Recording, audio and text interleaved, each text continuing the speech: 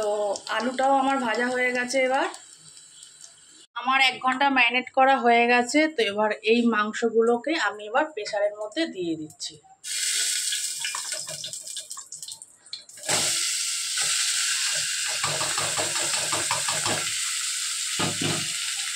দিয়ে একটু নাড়িয়ে চাড়িয়ে নিয়ে আমি প্রেসারের মধ্যে জল দিয়ে দেবো।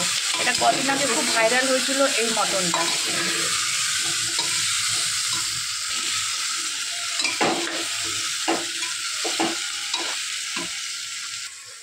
আর এই বাটিটার মধ্যে মশলাটা মাখানো ছিল, এই বাটিটা একটু আন্দাজ মতন জল দিয়ে, যতখানি আমার দরকার ঝোলটা একটুখানি দিয়ে আমি জল দিয়ে দিলাম। জলটা একটু নাড়িয়ে নিয়ে তারপরে আমি চাপা দিয়ে দেবো।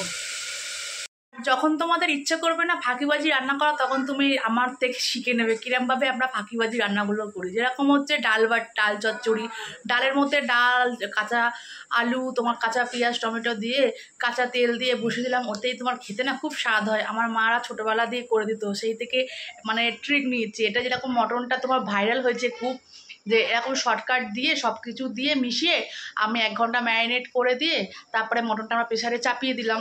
তো ওরকমভাবেই তোমার ডাল চচ্চড়িটাও হয়। তোমাদের এরকমভাবে একদিন শেয়ার করব যে কীভাবে ফাঁকিবাজি রান্নাগুলো করা যায়। হয়তো ভাইরাল, কিন্তু এটা হচ্ছে ফাঁকিবাজি রান্না। দিতে ভুলে গিয়েছিলাম, তো একটু নুন দিয়ে দিলাম।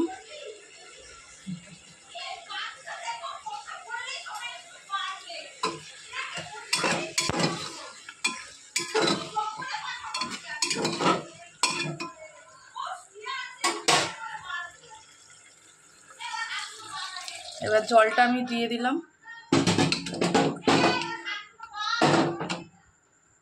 আর আলুগুলো আমার সিদ্ধই ছিল, দিয়ে দিলাম আলুগুলো।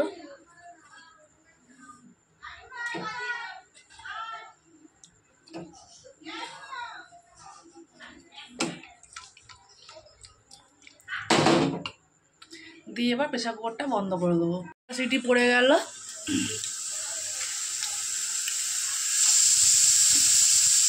এবার আমি বন্ধ, যেহেতু রেয়াজি তো আমি বন্ধ করে দেবো। এই ভাপে একটা সিটি পড়বে। ব্যাস, এই বন্ধ করে দিলাম। আর একটু জল নেই, চলো একটু জল ভরিয়ে নিই। আর এই সেই শর্টকাট চিকেন মটন। এক থালা সরাও, এই থালা সোজা করো, বাটি সোজা করো, হ্যাঁ রাখো, দাও দাও দাও দাও। আরে ওহো, নটি হয়ে যাচ্ছে। এনাও খাও। হ্যাঁ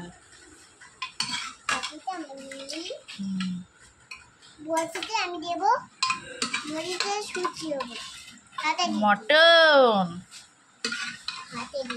কেমন লাগছে বলো?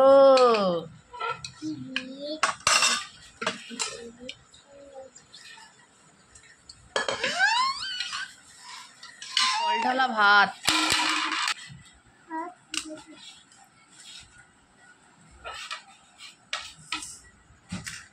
চলো খাওয়া যাক।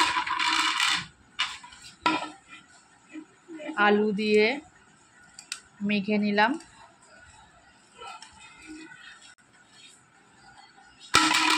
সাথে নিয়ে নিলাম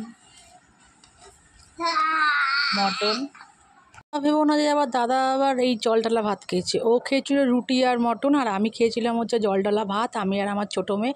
তো আজকের ব্লগটা তোমাদের কেমন লাগলো তো আমাদের কমেন্ট সেকশানে কমেন্ট করে জানাবে। আর আমার চ্যানেলটাকে লাইক, কমেন্ট আর শেয়ার করে দেবে।